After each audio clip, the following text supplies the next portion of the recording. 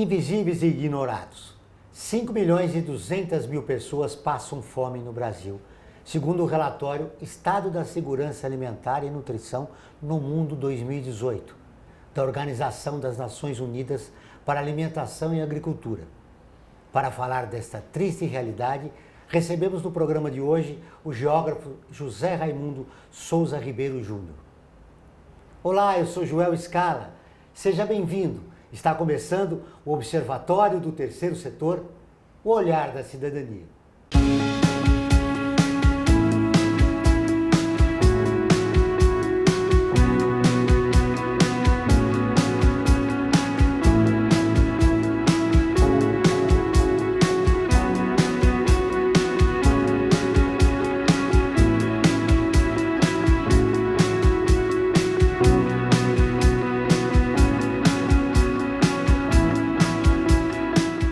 José Raimundo Souza Ribeiro Júnior é doutor em Geografia Humana pela Universidade de São Paulo. Já realizou pesquisas sobre a fome no Brasil.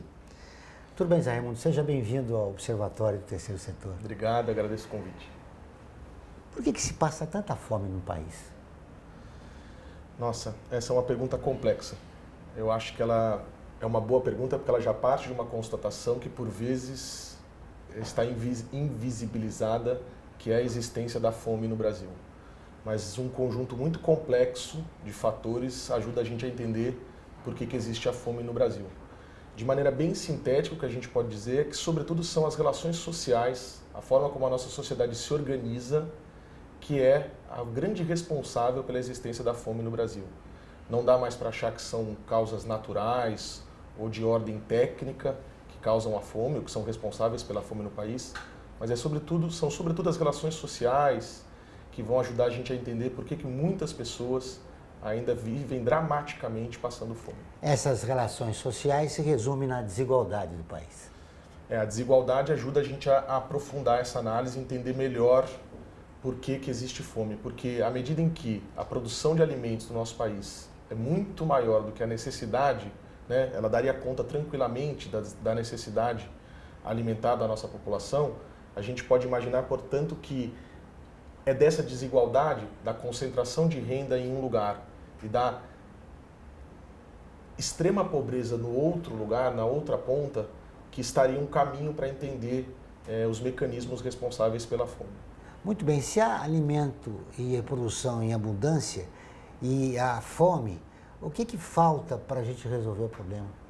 Bom, o IBGE, os dados do IBGE indicam que a aquisição de alimentos no Brasil se dão sobretudo de forma monetária. Então, 90% ou mais dos alimentos consumidos no Brasil foram adquiridos por meio de compra e venda.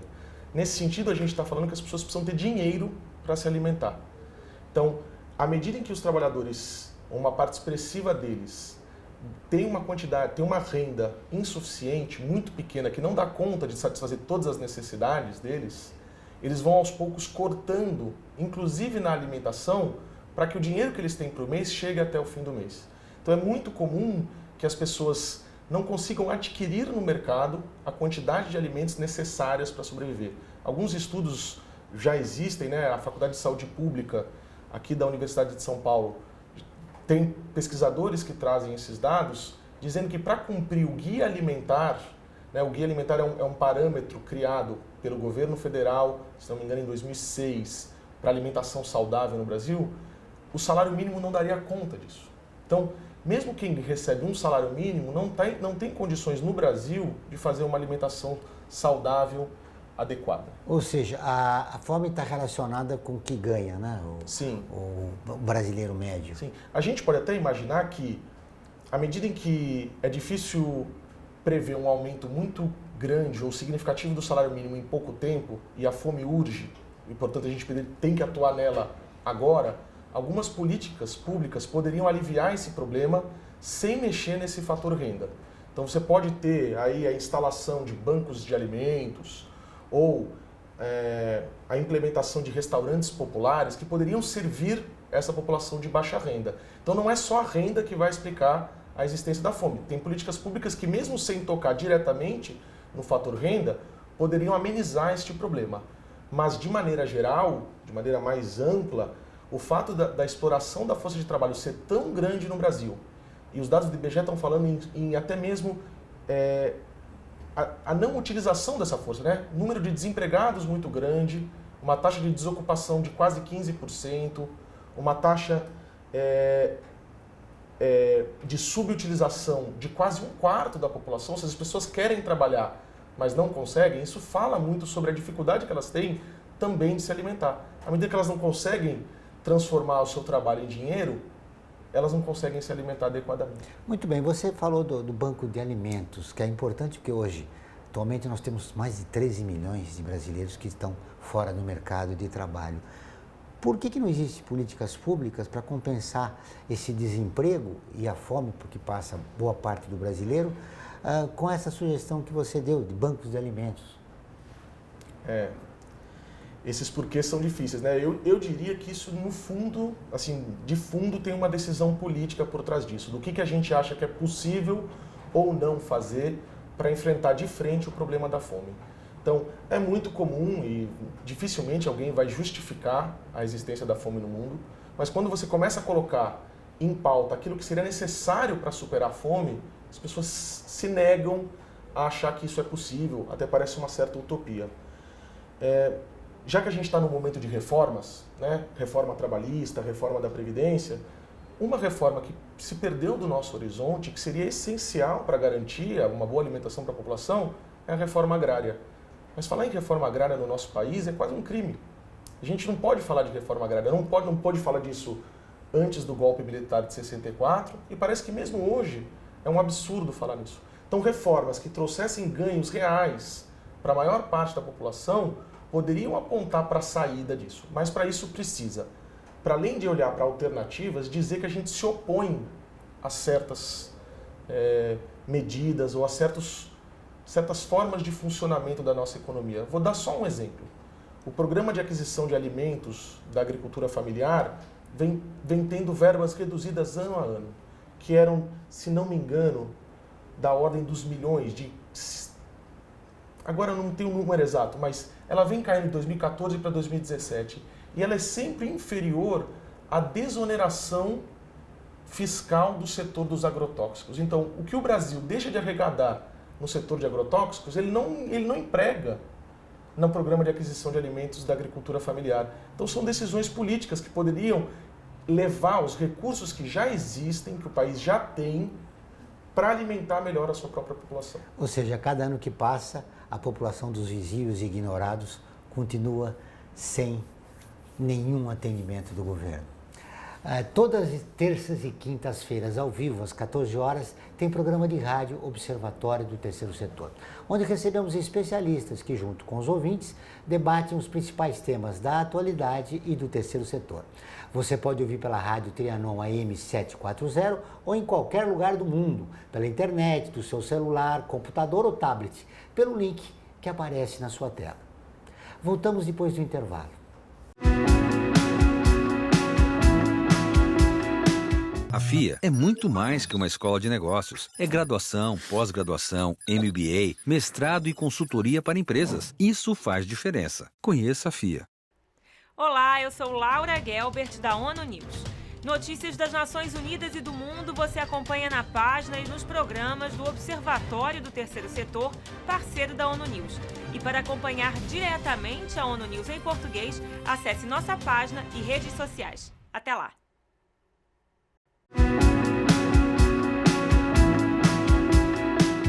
Voltamos com o Observatório do Terceiro Setor.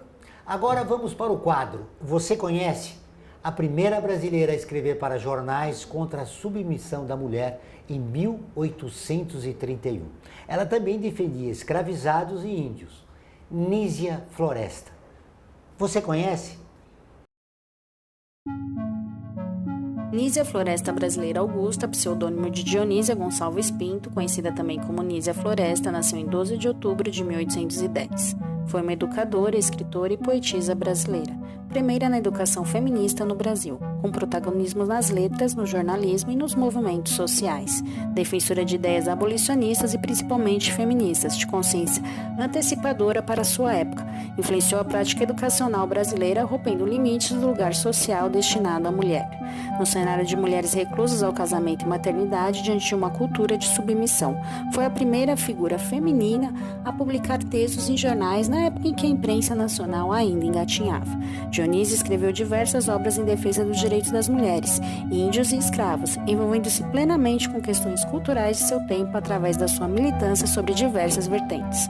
O ano de 1831 é marcado pelas primeiras publicações escritas de Dionísia. Ela publica em um jornal pernambucano chamado Espelho das Brasileiras uma série de artigos sobre a condição feminina, sendo uma das mulheres pioneiras na contribuição para jornais da época. Em 1832, ela faz a publicação do seu primeiro livro, Direito das Mulheres e Injustiça dos Homens, e assina pela primeira vez com o pseudônimo de Nízia Floresta Brasileira Augusta. A escolha se deu porque Floresta era o nome da fazenda onde nasceu, brasileira pelo orgulho de seu país, e Augusta como homenagem e recordação do seu segundo companheiro e grande amor. Ao assinar a publicação do livro, já com seu pseudônimo, a autora ganha o título incontestável de pioneira no movimento feminista brasileiro, denunciando o estado de inferioridade no qual viviam as mulheres da sua época e procurando romper os preconceitos que a cercavam. Publicado em 1841, seu segundo livro, sob o título de Conselho à Minha Filha, foi o presente de aniversário para Lívia, que completava 12 anos. A partir de 1847, suas obras passam a contemplar mais a educação, nunca abandonando a bandeira de igualdade entre gêneros.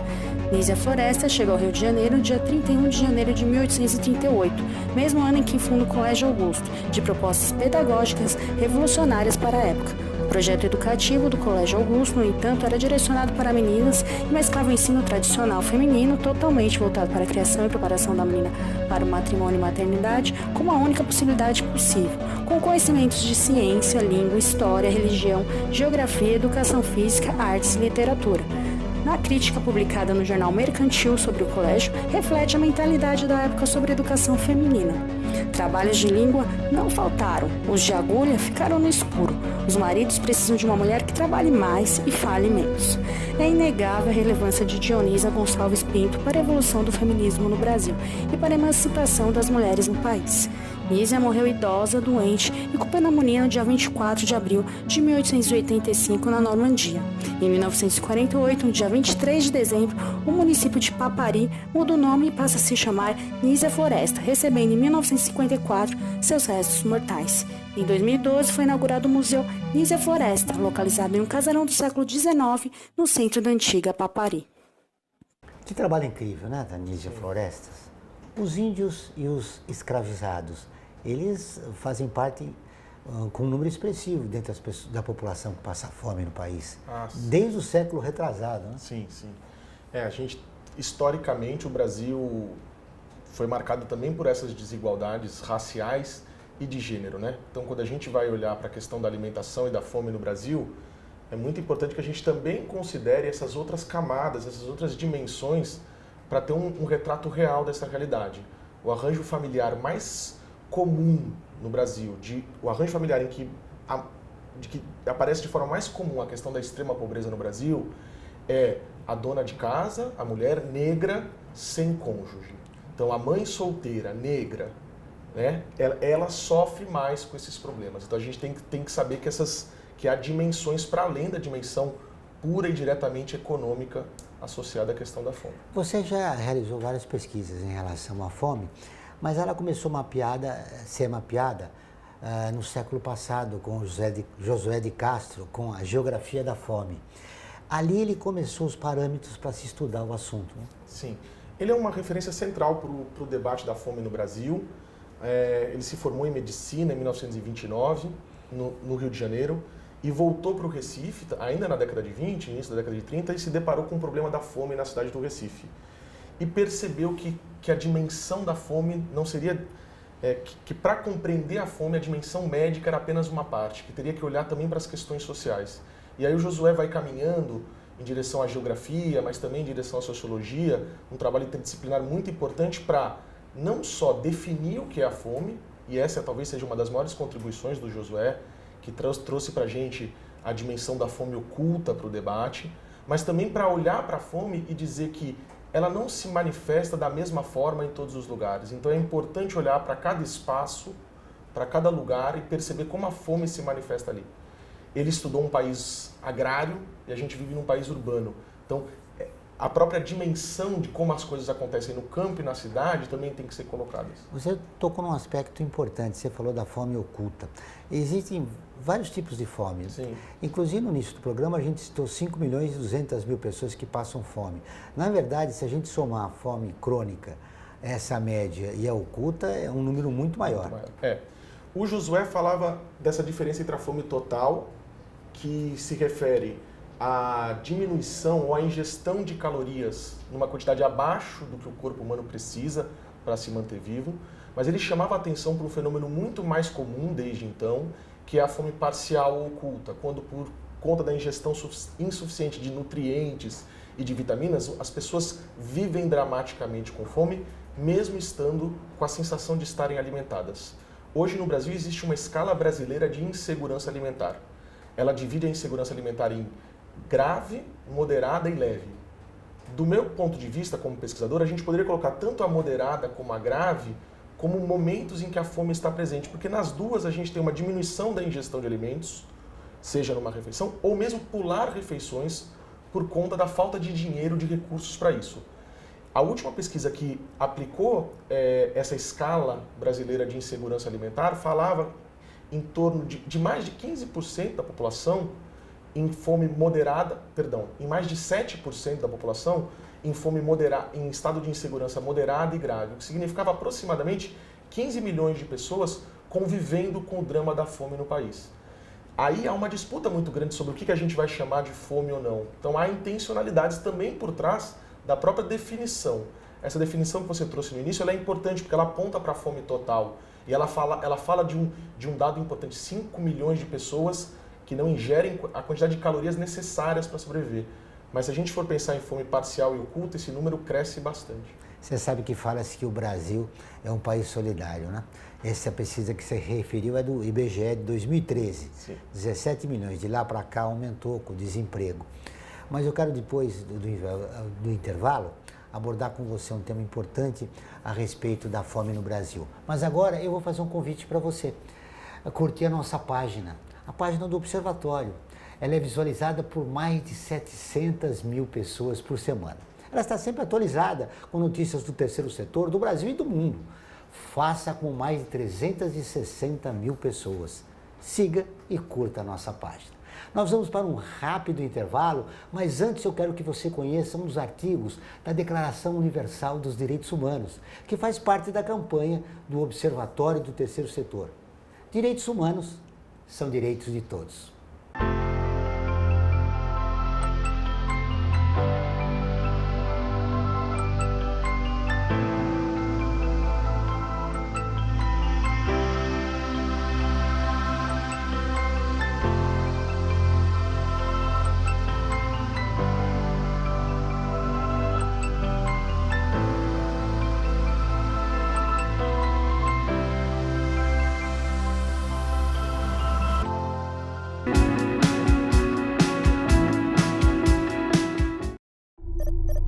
Internacionalizar a economia afeta o seu emprego?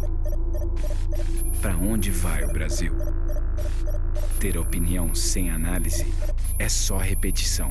Repetição, repetição, repetição, repetição, repetição, repetição, repetição, repetição. Informação é importante. Análise é fundamental. Le Monde Diplomatique Brasil. Independente e crítico.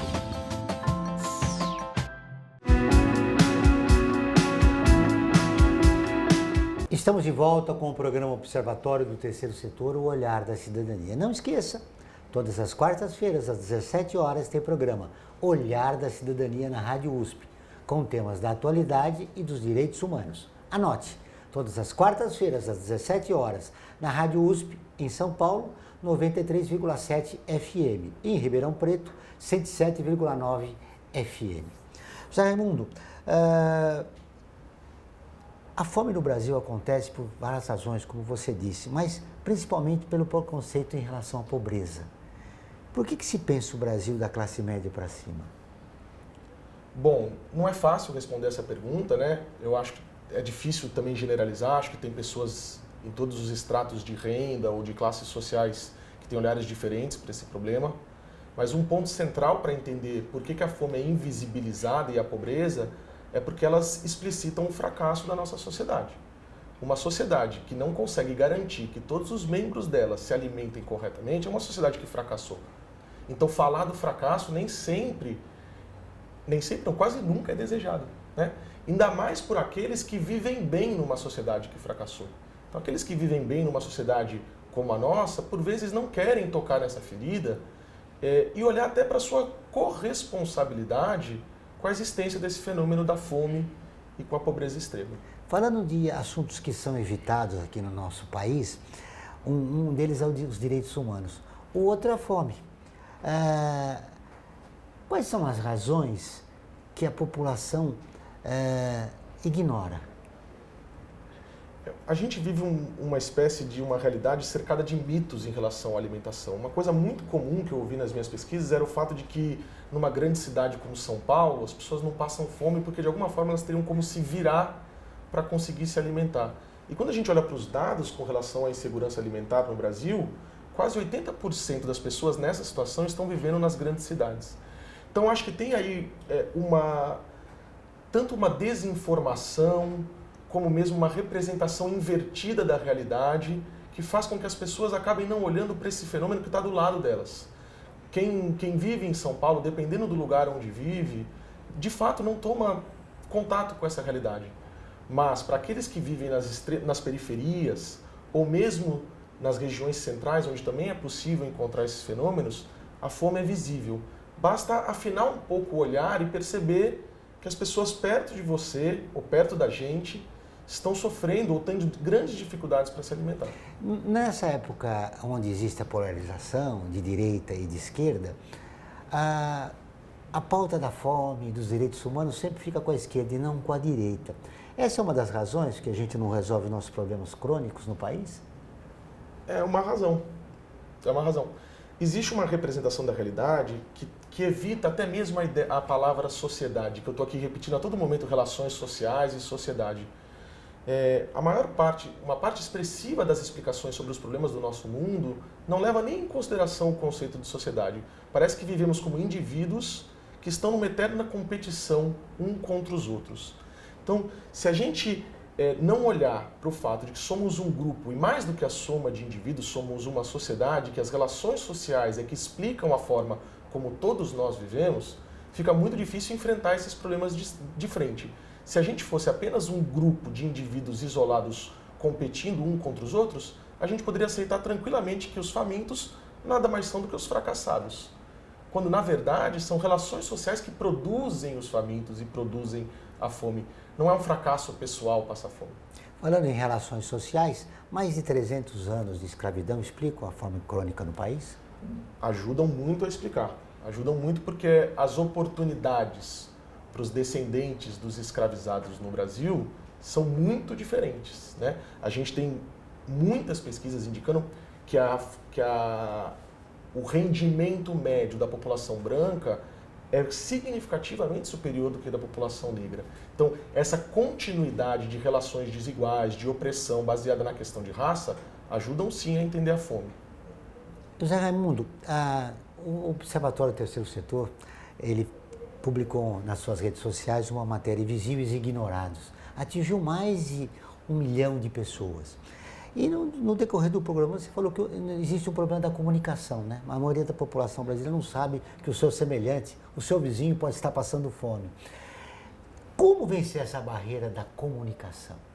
Já que nessa matéria que o Observatório publicou, as pessoas se interessaram pelo assunto. Sim.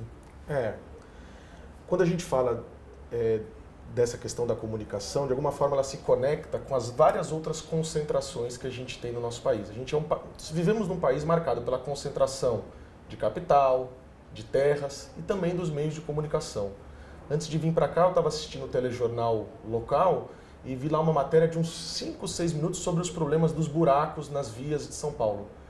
Eu entendo, isso é um problema relevante para a cidade, mas eu ligo a TV e não vejo nenhuma matéria sobre a fome, vejo raras matérias sobre outros problemas sociais muito graves.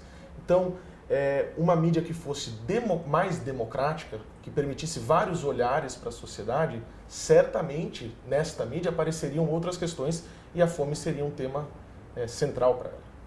Para fechar nossa entrevista, para mudança de cenário, você olhando o nosso país nos próximos 10 anos, nossa fome tem tendência a aumentar? Como nós podemos resolver esse problema da fome no país com políticas públicas? De que maneira a gente conscientiza a população da importância de combater a fome no país? Sim. Bom, não só no Brasil como no mundo, há uma reversão da tendência da diminuição do número de famintos ou da quantidade de pessoas passando fome. E isso tem relação com a forma como a economia mundial funciona e desde a crise de 2008, os períodos de recessão em vários lugares. Então, a gente está falando aí de um fenômeno numa escala global.